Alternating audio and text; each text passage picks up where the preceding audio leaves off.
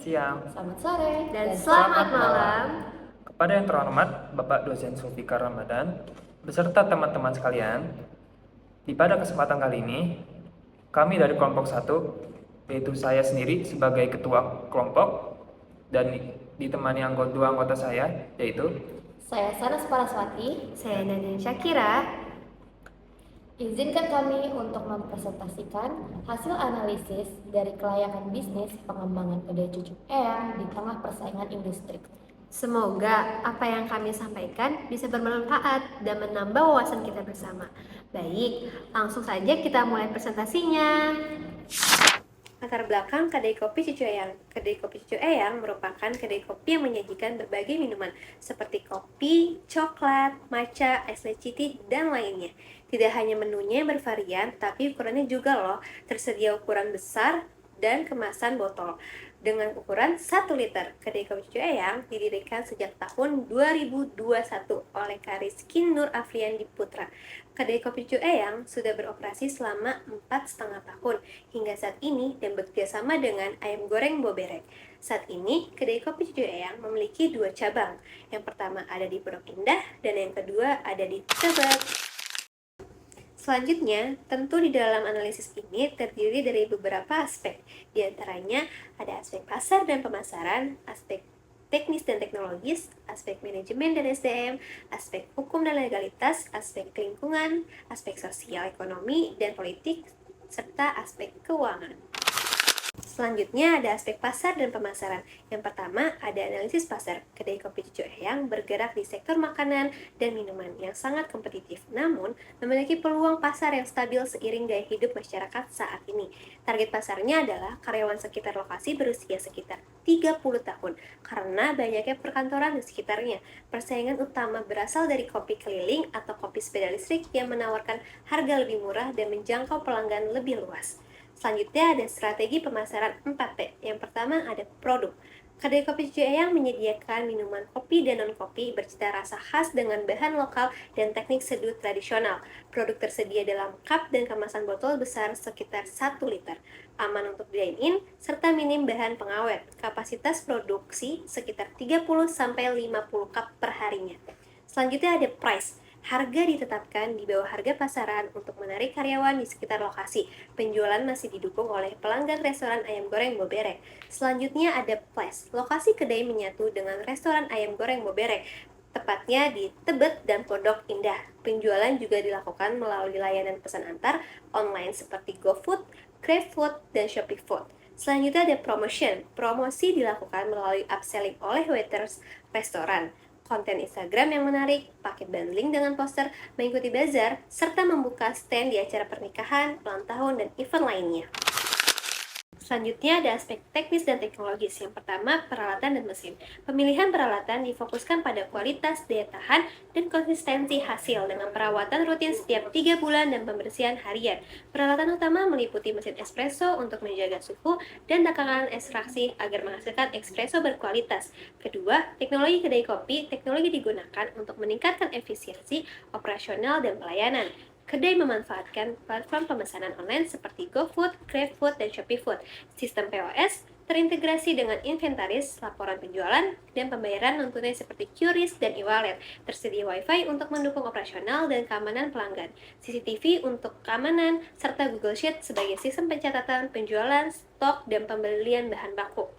Yang ketiga ada proses produksi. Minuman berbasis espresso dibuat melalui ekstraksi dengan mesin espresso pada tekanan dan waktu standar 25-30 detik.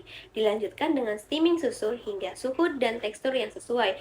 Lalu diracik bersama sirup sesuai resep kedai kopi Cucu Eyang. Minuman manual brew dibuat dengan menggiling kopi sesuai pesanan menggunakan air panas, bersuhu terkontrol, serta melalui proses blooming dan pouring sesuai teknik yang diterapkan. Minuman tradisional atau non-kopi disiapkan berdasarkan resep standar kedai seperti menu Eyang Kakung yang diracik dengan susu kental manis, vanila, espresso, dan kayu manis. Selanjutnya ada aspek manajemen dan SDM. Yang pertama, struktur organisasi. Kedai Kopi Cucu Eyang memiliki struktur organisasi sederhana dan efisien sesuai skala bisnis awal, terdiri dari satu manajer kedai yang bertanggung jawab atas pengelolaan keseluruhan usaha, termasuk pemasaran, pengawasan biaya dan stok, SDM, keuangan, serta pendataan operasional. Satu supervisor bertugas mengawasi operasional harian, memimpin barista dan staf, memantau persediaan, serta menangani keluhan pelanggan. 2-3 barista bertugas meracik minuman, menjaga kualitas dan kebersihan area bar, serta melayani pembayaran sebagai kasir. Yang kedua, manajemen sumber daya manusia. Manajemen SDM Kedai Kopi Cucu Eyang berfokus pada perekrutan dan retensi karyawan yang memiliki nilai keramahan, ketulusan, dan menjaga kualitas layanan. Kedai terbuka bagi siapa saja tanpa harus memiliki keahlian kopi, karena pelatihan akan diberikan. Alur kerja dimulai dari opening dengan pengecekan bahan dan mesin, dilanjutkan pelayanan pelanggan, pembersihan peralatan, pencatatan penjualan dan stok hingga closing toko. Jam operasional kedai ini pukul 10 hingga 21 malam. Lalu yang ketiga, pengembangan karyawan. Pengembangan karyawan dilakukan sebagai investasi jangka panjang untuk menjaga kualitas layanan dan menekan turnover. Program yang diterapkan meliputi pelatihan teknis dasar, soft skill, dan latte art, serta evaluasi kinerja secara berkala dengan mentoring satu persatu. Kedai kopi juga memberikan bonus bagi barista yang melayani hingga 25 cup perharinya dengan melakukan rotasi karyawan antara cabang untuk memperluas pemahaman operasional. Dan yang terakhir, SOP operasional. Karyawan wajib hadir 10 menit sebelum jam operasional untuk persiapan dan memberitahu atasan minimal 2 jam sebelum shift jika berhalangan hadir. Seluruh minuman harus dibuat sesuai SOP untuk menjaga konsistensi rasa, dan karyawan wajib menerapkan 3S. Senyum, salam, dan sapa kepada pelanggan. Area kerja harus dibersihkan secara berkala hingga closing. Seluruh transaksi wajib dicatat, dan apabila terjadi selisih kas, tanggung jawab berada pada kasir shift terkait. Baik, selanjutnya ada aspek hukum dan legalitas. Yang pertama, bentuk usaha. Bentuk usaha Kedai Kopi Cucu Eyang ini perseroan terbatas atau yang disingkat dengan PT, bermula dengan modal dasar di bawah ambang batas UMK, menjadi pilihan yang paling efisien dan legal. Yang kedua, ada izin usaha. Kedai sudah memiliki NIB dan terdaftar di OSS. Produk juga memiliki sertifikat halal, meskipun bersifat opsional, serta dilengkapi dengan SPPL sebagai bukti pemenuhan pengelolaan lingkungan dan kelayakan lokasi usaha. Yang ketiga, ada hak dan kewajiban. Kedai Kopi Cucu Eyang telah memiliki status usaha resmi dan berhak beroperasi di Indonesia berdasarkan NIB dan izin usaha yang dimiliki, serta wajib menjalankan operasional sesuai ketentuan izin tersebut. Saat ini karyawan belum memiliki kontrak kerja tertulis karena sebagian besar merupakan pekerja paruh waktu yang masih berstatus mahasiswa. Selanjutnya ada aspek lingkungan. Yang pertama ada pengelolaan limbah. Pengelolaan limbah dilakukan secara bertanggung jawab dengan memisahkan ampas kopi untuk dijadikan kompos atau dibagikan kepada pelanggan. Sampah anorganik dipilah dan disalurkan kepada pengepul atau bank sampah. Kedai juga menggunakan pembersih ramah lingkungan dan tidak menghasilkan limbah yang berbahaya, sehingga tidak menimbulkan dampak negatif bagi masyarakat sekitar. Yang kedua, ada regulasi lingkungan. Pemilik kedai telah menyatakan kesanggupan untuk mengelola dampak lingkungan usaha. Pembuangan air limbah dijaga agar tidak mencemari saluran umum, tingkat kebisikan mesin, dan musik dikontrol agar tidak mengganggu, serta kedai memberikan diskon bagi pelanggan yang membawa tumbler sendiri sebagai bentuk kepedulian lingkungan. Yang ketiga, ada inisiatif berkelanjutan. Kedai Kopi Cucu Eyang menerapkan pengurangan plastik sekali pakai dengan kemasan take away yang dapat didaur ulang. Kedai juga menggunakan lampu LED hemat energi, memaksimalkan cahaya alami di siang hari, memakai sistem penyaringan air yang efisien, serta memprioritaskan biji kopi lokal dan bahan baku minim pengawet. Selanjutnya ada aspek sosial. Kedai kopi Cucu Eyang memberikan dampak sosial yang positif bagi masyarakat. Kedai ini tidak hanya berfungsi sebagai tempat menikmati kopi, tetapi juga sebagai ruang relaksasi dan refleksi diri. Keberadaannya tidak menimbulkan dampak negatif karena tidak menghasilkan limbah berbahaya maupun kebisingan yang mengganggu lingkungan sekitar. Selain itu, kedai ini membuka lapangan kerja bagi masyarakat lokal dan mahasiswa sebagai pekerja paruh waktu, sehingga membantu mengurangi pengangguran. Kedai kopi Cucu Eyang juga berperan dalam melestarikan dan memperkenalkan resep kopi tradisional kepada generasi muda, serta memberikan pelatihan profesional bagi karyawan, khususnya bagi barista pemula. Selanjutnya ada aspek politik. Aspek politik berkaitan dengan interaksi bisnis dengan regulasi, pemerintah, dan stabilitas regional. Kedai kopi ini tentunya sudah mempunyai NIB dan pembayaran gaji sesuai dengan UMK. Kedai kopi saat ini masih menyatu dengan restoran terkait yang dimana sudah pasti mempunyai surat izin. Namun perubahan kebijakan seperti kenaikan pajak, pengetatan perizinan atau regulasi lingkungan dapat menjadi tantangan bagi pelaku usaha. Oleh karena itu, pelaku usaha perlu memahami dan mematuhi peraturan yang berlaku. Selanjutnya ada aspek ekonomi. Aspek ekonomi menilai kelayakan bisnis dari sudut pandang pasar, potensi keuntungan, dan dampak terhadap perekonomian lokal. Usaha ini tentunya menciptakan lapangan kerja, meningkatkan pendapatan masyarakat, serta mendorong pertumbuhan usaha mendukung seperti pemasok kopi dan UMKM. Kehadiran kedai kopi ini dapat meningkatkan daya tarik konsumen sekitar kedai atau konsumen yang berada di restoran terkait. Penggunaan biji kopi dari petani Indonesia dan gula aren lokal dari UMKM sekitar meningkatkan perputaran uang dan mendukung industri hulu. Industri kedai kopi di Indonesia masih memiliki potensi pertumbuhan yang sangat tinggi dilihat dari lifestyle nongkrong anak muda sekarang. Akan tetapi, persaingan industri kedai kopi semakin ketat yang dapat menimbulkan tekanan bagi pelaku usaha sejenis di sekitar lokasi. Oleh karena itu, kedai kopi Cucu Eyang ini harus memiliki keunggulan kompetitif baik dari segi kualitas produk, harga, maupun pelayanan agar mampu bersaing dengan kompetitor lainnya. Ya, berikutnya kita masuk ke dalam aspek keuangannya nih. Pertama, terdapat ada 3 hal yang dinilai dalam aspek ini, yaitu ada pengelolaan keuangannya, kedua ada pendapatan laba ruginya, dan ketiga ada struktur keuangannya. Nah, dari yang pertama, dari pengelolaan keuangannya. Jadi, kedai kopi Cucu Eyang ini menggunakan Google Sheet sebagai media pencatatan keuangannya untuk mendata segala semua hal. Penggajian karyawan di sini pun dibayar setiap tanggal 1 atau awal bulan.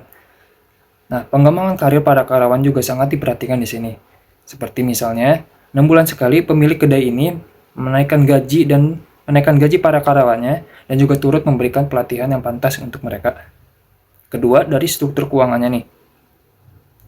Jadi, modal awal untuk membuka kedai kopi Cucu Eyang ini adalah sekitar 50 juta sampai 80 juta rupiah. Nah, biaya tersebut pun digunakannya untuk pembelian alat-alat bahan baku, seperti renovasi atau desain kedai, pembayaran gaji karyawan di 1-6 bulan awal, kemudian juga membayar biaya-biaya lainnya, seperti biaya listrik, biaya sewa dan tempat, dan biaya pendaftaran merek. Bisnis ini pun sudah berjalan selama 4 tahun yang dimulai sejak awal COVID di tahun 2021 kemarin, hingga di tahun 2025 saat ini, dan masih terus berjalan hingga sampai kini. Yang terakhir, ada pendapatan laba rugi.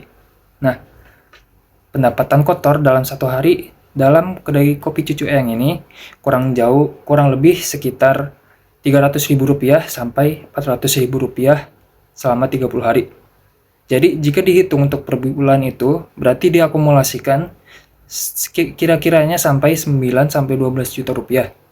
Serta dikalkulasikan lagi untuk per tahunnya itu nilainya berkisaran antara 106 sampai 144 juta rupiah.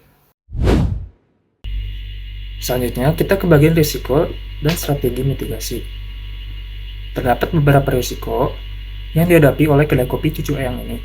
Namun berikut adalah 4 di antara risiko yang dihadapi beserta dengan mitigasi atau penanggulangan dari risiko tersebut. Risiko yang pertama yaitu munculnya kedai-kedai kopi baru di dekat lokasi kedai ini, serta juga kopi keliling lain yang menggunakan sepeda listrik. Mitigasinya bisa dilakukan dengan memperkuat konsep dari kedai ini yang lebih unik dan memikat, serta juga meluncurkan menu-menu khas musiman, agar kedai ini mempunyai ciri khas tersendiri yang akan dikenal oleh lebih banyak orang. Nah, resiko yang kedua itu adalah kenaikan harga biji kopi, baik dari internasional maupun lokal, ataupun juga bahan-bahan baku impor lainnya. Nah, mitigasinya itu bisa dilakukan dengan mengikat kontrak harga dengan supplier atau roaster lokal dalam jangka waktu tertentu untuk meminimalisir biaya yang dikeluarkan. Risiko yang ketiga adalah pemerintah sekitar seringkali menaikkan tarif pajak restoran. Nah, oleh karenanya, itu bisa ditindaki dengan mengikuti perkembangan regulasi dan menganggarkan potensi biaya kenaikan pajak dalam buffer keuangan yang dimiliki. Risiko yang keempat, itu salah satunya adalah perubahan tren konsumen cenderung berubah secara cepat.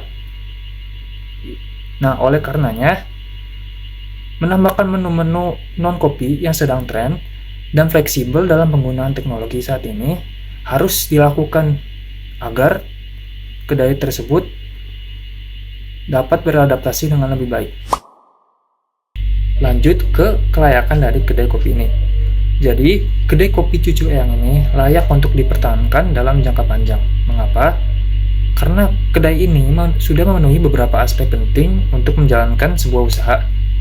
Mulai dari fondasi bisnis yang solid, margin keuangan yang sehat, dan juga keunikan-keunikan brand yang membedakan dari pesaing lainnya. Kemampuan dalam manajemennya pun juga bagus dalam menyeimbangkan konsistensi nilai nostalgia dengan inovasi dari operasionalnya dan juga dari menunya, yang membuatnya tetap relevan dan menarik bagi pasar yang terus berubah hingga kini. Yang terakhir, dari kesimpulannya, berdasarkan hasil analisis, kedai kopi Cucu Eyang ini dinilai layak untuk dijalankan di tengah persaingan industri kedai kopi saat ini. Dilihat dari aspek lingkungan, dampak usaha ini relatif kecil dan dapat dikelola dengan baik. Dari segi sosial, usaha ini dapat memberikan manfaat berupa penciptaan lapangan kerja bagi yang lain. Dari sisi ekonomi dan politik, usaha ini berpotensi untuk meningkatkan pendapatan serta didukung oleh kebijakan pemerintah terhadap UMKM.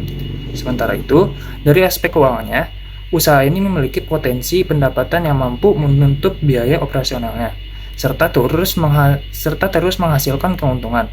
Nah, oleh karena itu, penerapan diferensiasi produk, peningkatan kualitas pelayanan, dan manajemen usaha yang profesional sangat diperlukan agar usaha yang dijalankan dapat berkembang lebih besar secara berkelanjutan, serta konsisten untuk jangka waktu yang panjang.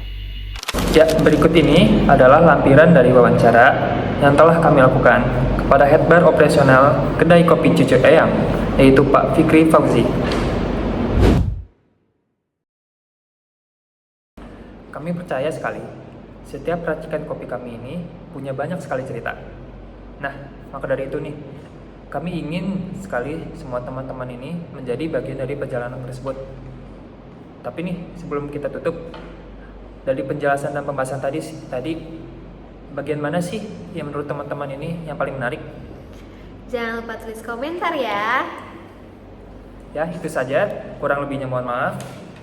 Wassalamualaikum warahmatullahi wabarakatuh.